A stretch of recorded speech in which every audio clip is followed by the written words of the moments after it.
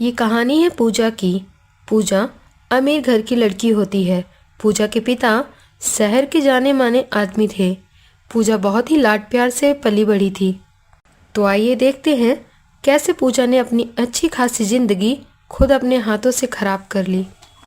पूजा का भाई राहुल एक रेस्टोरेंट में जाता है। तभी उसकी नज़र पड़ती है कि उसकी बहन पूजा वहाँ एक लड़की के साथ बैठी हुई है। वह घर जाकर सारी बात अपने पिता को बताता है। हमारी बेटी बड़ी हो गई है, वैसे भी वो कुछ करे उससे पहले उसकी शादी कर देते हैं। हाँ पापा, आप कोई अच्छा सा लड़का देख लो, नहीं तो कल हम किसी को मुंह दिखाने के लायक नहीं बचेंगे। हाँ बेटा, तुम एक काम करो, कल न्यू ईयर है तो तुम कल सिंघानिया अंकल को लंच पे बुला लो, तो मैं उनसे बैठ के बात करता हूँ इस बारे में। और वैसे भी उनके घर से पहले भी पूजा के लिए रिश्ता आया था, पर मुझे था कि पूजा अभी पढ़ रही है, पर अब मैं ही कल उनसे रिश्ते की बात चलाता हूँ। अगले दिन, अरे अंकल आंटी जी नमस्ते। कैसी हो बेटा? बढ़िया अंकल जी, बस पढ़ाई चल रही है। गुड, अब तो आप हमारे घर चलने की तैयारी कर लो। क्या पापा जी, अंकल क्या बोल रहे हैं? हाँ बेटा जी, सिंघानिया जी सही कह रहे हैं। मैंने आपका रिश्ता इनके बेटे संजय के साथ फिक्स कर दिया है। सिंघानिया परिवार के जाते ही पूजा गुस्से से अपनी माँ से कहती है, मम्मी, पापा ने मुझसे पूछे बिना मेरा रिश्ता कैसे फिक्स कर दिया? अरे बेटा, तेरी शादी की उम्र भी तो हो चुकी है और संजय बहुत अच्छा लड़का है, और हमने आपको तब नहीं बताया तो अब बता दिया। पापा को लगा कि उनकी बेटी उनकी पसंद को मना नहीं करेगी, पर माँ, मेरा कॉलेज और संजय को तो मैंने देखा भी नहीं। तो तू पढ़ाई वहीं से कर लेना, उन्हें कोई दिक्कत नहीं है तेरे पढ़ने से। मम्मी, मैं किसी और से प्यार करती हूँ और उसी से शादी करूँगी। तू पागल हो गई है? तेरा रिश्ता तय कर दिया पापा ने, और अब तू ये सब बकवास कर रही है? तुझे पापा की इज्जत से कोई मतलब नहीं। पूजा गुस्से में अपने कमरे में चली जाती है। दिन बीतते गए और पूजा किसी से भी बात ना करती। उसकी माँ संजय को देखने के लिए कहती है, पर वह किसी से कोई बात नहीं करती। आखिरकार पूजा की शादी का दिन आ गया। बेटा, जाओ अपनी माँ को कहो कि पूजा को मंडप पे ले आए, बारात आ चुकी है। बेटा, तैयार हो गई? हाँ, बस आई। मेरी शादी करेंगे ये, वो भी मेरी मर्जी के बिना। अब क्या था, पूजा ने अपना बैग उठाया और वह भाग जाती है। थोड़ी देर बाद पूजा की माँ पूजा को कमरे में लेने जाती है।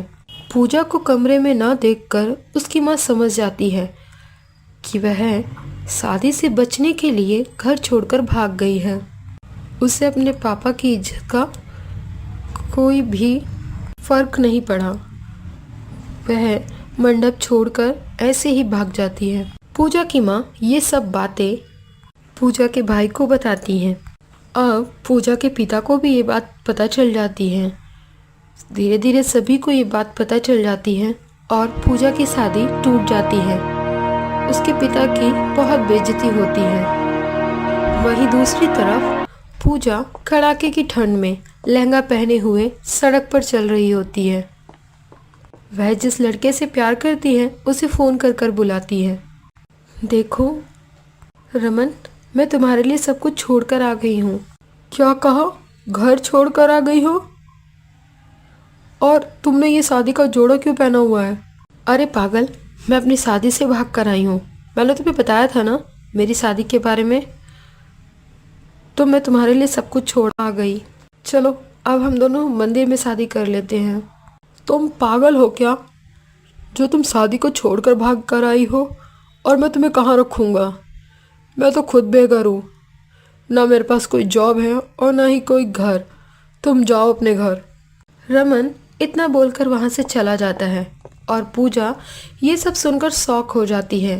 थोड़ी देर बाद वह रोने लगती है। अब मैं क्या करूँ? मैंने जिसके लिए घर छोड़ा, अपने माता पिता को छोड़ा, वह तो मुझे ही छोड़कर चला गया। अब मैं किस मुंह से अपने घर वापस जाऊंगी। पूजा कड़कती ठंड में रेस्टोरेंट के बाहर बैठी रहती है। अब वो रमन के बारे में ही सोचती रहती है कि मैंने उसे भुलाया और वो मुझे ऐसे छोड़कर चला गया। कुछ देर बाद वह अपनी फ्रेंड को फ़ोन करती है और उसे सब बता देती है।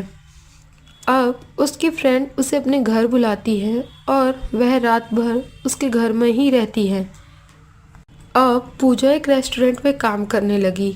वह पढ़ी लिखी थी, इसलिए उसे एक रेस्टोरेंट में आसानी से काम मिल गया। समय बीतने लगता है, वह सब कुछ भूलकर बस अपने काम में ही लग जाती है।